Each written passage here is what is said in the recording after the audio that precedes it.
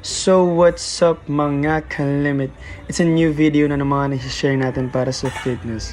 So for today's vlog, I am going to show you on which muscle group ang kailangan mong i-train na mga muscle group for you to have a aesthetic definition of muscles. And here I am right now sa Bacal Gym. We go gym right here kasi nga mas cheaper sa Bacal Gym pero ang gains is much effective. So let's go and let's get into it. So by the way mga kalimit, I like starting my workouts with a light movement of shoulder lateral rings. So this exercise mga kalimit targets your side delts. So sa shoulders mga kalimit, meron tayong 3 delts na tinatawag, yung front delt, side delts, and also yung real delts sa may likod. As you can see naman mga kalimit, steady lang yung face natin dyan kasi nga we're trying to control the weight and also trying to feel the muscle.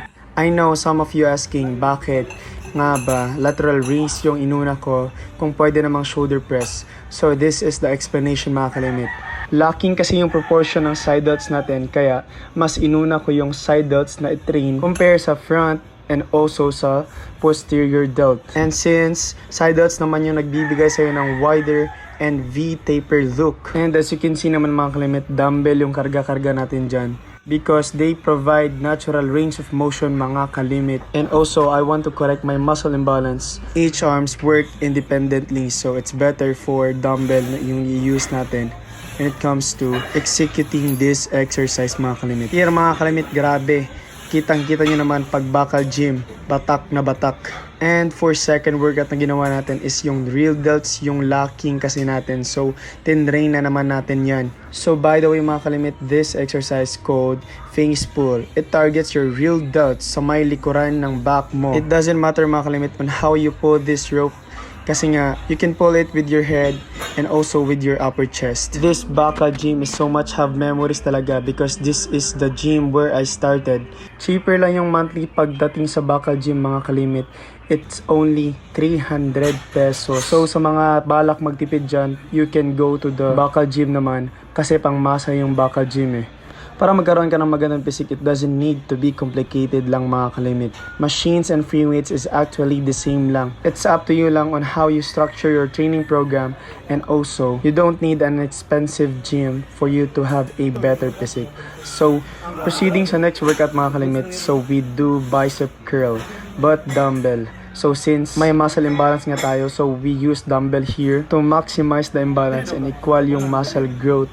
Primary target of this exercise mga kalimit is your bicep brachii, in short, the short bicep or called short head. Secondary na yung forearms and also your brachioradialis muscles. This exercise mga kalimit is very well-friendly beginner. To perform this exercise, stand up straight, feet on shoulder level, and also mga kalimit, keep your elbows close lang to avoid swinging the dumbbell up, and repeat it for 12 reps to 15, 3 sets. So look at the pump of this bicep curl, diba? Tingnan nyo naman. Kahit one exercise lang yung nagawa natin sa bicep is pump na agad tayo. Don't forget and include this exercise mga kalimit on your routine. At yun nga mga kalimit, nag-start ng dumami yung nag-gym dito sa Bacal. Ang daming mga kids na gustong magpa-aesthetic ng kanilang mga body. So it's very better kasi nga hindi na lululong sa bisyo. So proceeding sa next workout mga kalimit is the triceps. We have 3 heads sa tricep natin: the lateral head muscle, the long head, and also the medial head. This exercise targets your medial and also your long head.